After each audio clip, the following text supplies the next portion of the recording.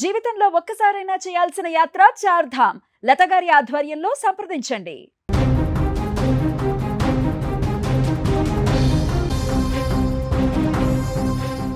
మాలలో ఉన్న భక్తుడు చంపొద్దంటూ వేడుకున్న కనికరించని నిందితులు ఓ ఆర్ఎంపీ డాక్టర్ను దారుణంగా హత్య చేశారు. అర్ధరాత్రి వైద్యం చేయాలని వచ్చి కంట్లో కారం కొట్టి విచక్షణారహితంగా దాడి చేయడంతో ఆర్ఎంపీ డాక్టర్ అక్కడికక్కడే మృతి చెందిన ఘటన ప్రకాశం జిల్లాలో చోటు చేసుకుంది.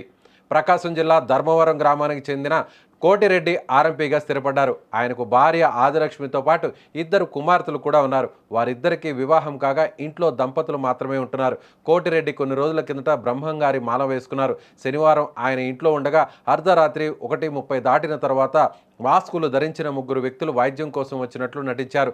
తలుపు తీయగానే కోటిరెడ్డిపై విరుచుకుపడ్డారు. దుండగులు జరిపిన దాడిలో ఆర్ఎంపీ కోటిరెడ్డి మృతి చెందారు.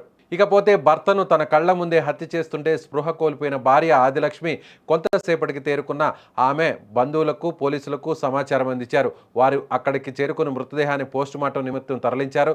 మృతుడి తమ్ముడి ఫిర్యాదుపై కేసు నమోదు చేసి దర్యాప్తు చేస్తున్నట్లు పోలీసులు తెలిపారు. మృతుడు కోటిరెడ్డి బ్రహ్మంగారి మాలలో ఉండడంతో రోజు రాత్రి గ్రామంలోని కళ్యాణ మండపంలో నిద్రిస్తున్నారని, శనివారం మాత్రమే ఇంటికి వచ్చినట్లు గ్రామస్తులు చెబుతున్నారు. అయితే కోటిరెడ్డి ఇంటికి వచ్చిన విషయం దుండగులకు ఎలా తెలిసింది? అయితే అతన్ని చంపాల్సిన అవసరం ఎవరికి వచ్చింది? ఇందులో తెలిసిన వారి హస్తం ఉంది అనే కోణంలో పోలీసులు దర్యాప్తు చేస్తున్నారు. 2:00 2:30కు తెలిసింది. 2:30 2:45 అనుకుంటాం. చెప్తానే సీఏ గారు వచ్చారు, మేము కూడా వచ్చాము. ఫస్ట్ ఇనిషియల్గా చూసాము.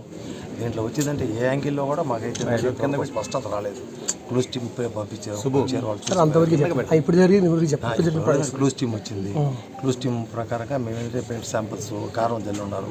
ఎందుకు కారం చల్లారు, అసలు ఇతను ఫోన్ డీటెయిల్స్ చూసుకొని ఏం జరిగింది, ఎవరు వచ్చారు, ముగ్గురు వచ్చారు అంటున్నారు, మాస్క్లు పెట్టి అన్నారు. అది ఏ విధంగా ఎవరు వచ్చారు, సీసీ ఫుటేజ్ ప్రకారంగా, అదేవిధంగా టవర్ డంప్ ప్రకారంగా అనాలిసిస్ చేస్తున్నాము.